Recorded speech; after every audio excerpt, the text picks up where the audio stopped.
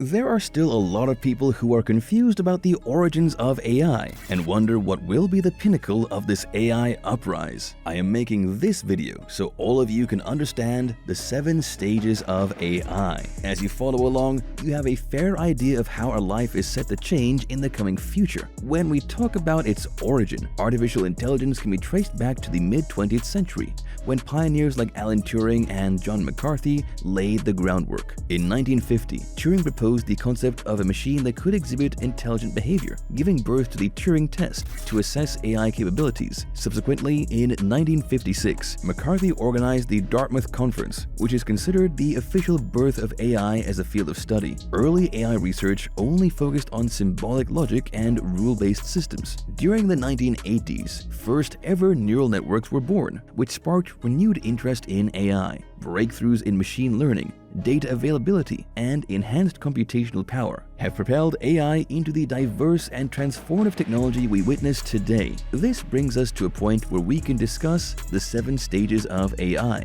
So, the first stage in developing AI models revolves around creating reactive or reasoning machines. These fundamental machines possess the capacity to analyze and respond to particular situations, all thanks to their underlying set of predefined rules. Reasoning machines are powered by sophisticated algorithms, which enable them to hold beliefs and knowledge. Through this acquired knowledge and interactions, they construct their logic. Simply put, these algorithmic processes embedded within the reasoning machines grant them the remarkable ability to partake in reasoning with humans and other devices. It is a lookup table that determines what kind of a response should be generated to prompt. When faced with a given situation, these machines can analyze the available information, apply their acquired knowledge, and make decisions based on a well-defined set of logical rules. Consequently, their interactions with humans and other machines are characterized by what kind of data set they are trained at and what kind of questions they can answer. Hey Alexa, turn on the lights. Hey Alexa, turn only the warm lights on. Do you get me now? Let me try to explain again with the example of ChatGPT. If you prompt it to write a story, it will often start with "once upon a time." This happens because it looks into its lookup table of responses and matches the entity after the word story. Since I am explaining a preliminary form of AI, I'm using GPT 3.5. Many other such examples help AI detectors evaluate if a human or an AI wrote the text, because as humans, we know what context we have already mentioned. We won't repeat it over and over again. There are a lot of hardwired responses that ChatGPT generates, making it less human and easily detectable. AIs of this stage appeared in various aspects of our lives, including workplaces, homes, and travel. Way before ChatGPT, rule-based systems find diverse applications, from business software to intelligent apps and electronic devices. Robotic process automation is an advanced version of rule-based systems that allow machines to execute entire processes without human intervention autonomously. Due to its significance in the realm of artificial intelligence and its widespread adoption, RPA proves to be both cost-effective and efficient, making it a popular choice for mobile app development companies. Nevertheless, implementing RPA demands extensive knowledge, domain expertise, and some degree of human involvement. Developing rules for such a system is complex, time-consuming, and challenging. So, where do you see such systems? If you visit a manufacturing plant nearby,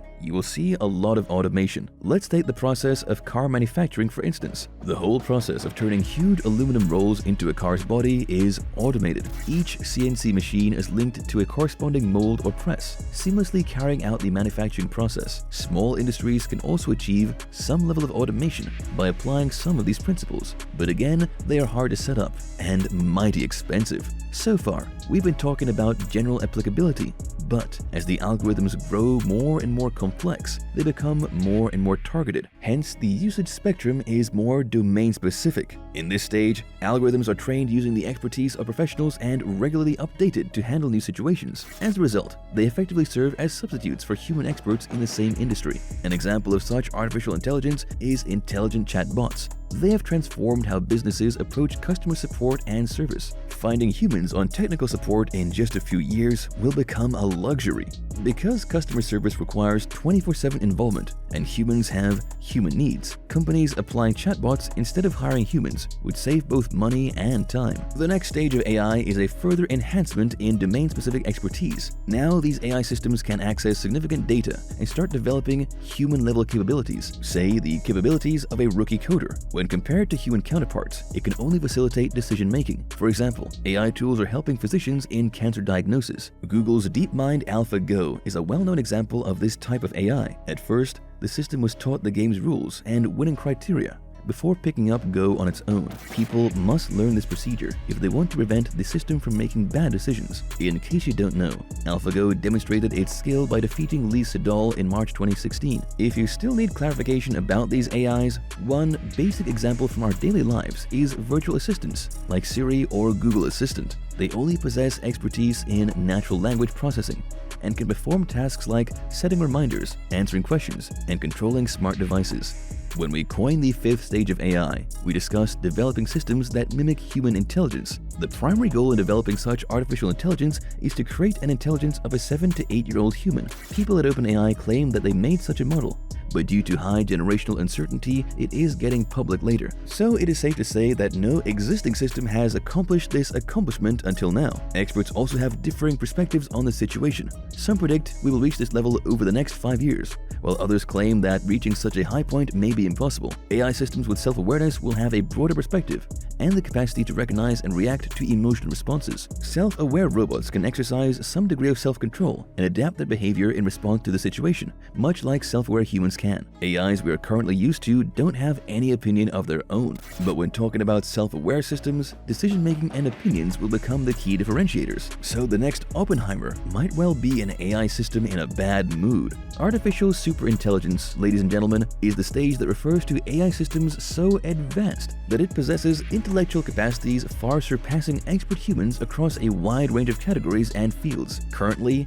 ASI is purely speculative and does not yet exist in reality. ASI goes beyond all limitations and is unlike regular intelligence we are used to, as it aims to simulate human intellectual abilities, such as learning, reasoning, and self-correction. We encounter AI in various forms daily, but these are examples of narrow AI or weak AI, limited to specific tasks despite their high functionality. Enthusiasts also dub ASI as super AI because it is vastly superior to other AIs in fields like cognition, general intelligence, problem-solving skills, social understanding, and creativity. The emergence of superintelligence AI carries both dangerous threats to humanity's survival and promising opportunities for progress. It's a problem similar to the steam engine, which facilitated swift industrialization but resulted in worker exploitation and impoverished living conditions in factory towns. Similarly, the development of the atomic bomb marked the conclusion of World War II, yet it also caused the tragic loss of hundreds of thousands of civilians and engendered enduring fears of nuclear warfare.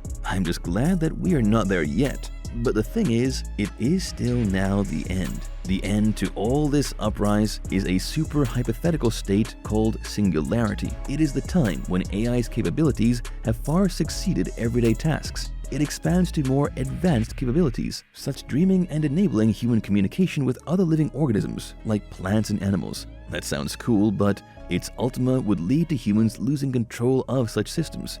The rapid self-improvement of these systems will lead to an intelligence explosion, with AI algorithms becoming more complex and more powerful at an exponential rate, exceeding the capabilities of the finest brains in the field.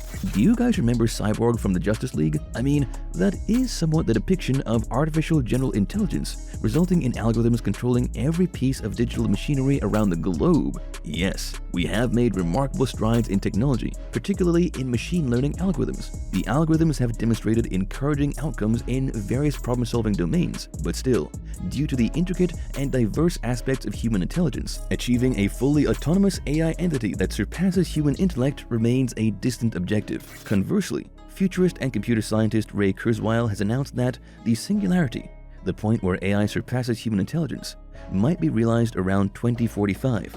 On the other hand, some speculate that this transformative event could happen even earlier than Kurzweil's projected timeline. Subscribe to Innovella for more blues from the world of AI. GPT-5 is already a threat, and we are dreaming about singularity. To see why I'm calling it a threat, click on the video link popping up, and I'll see you there in a moment.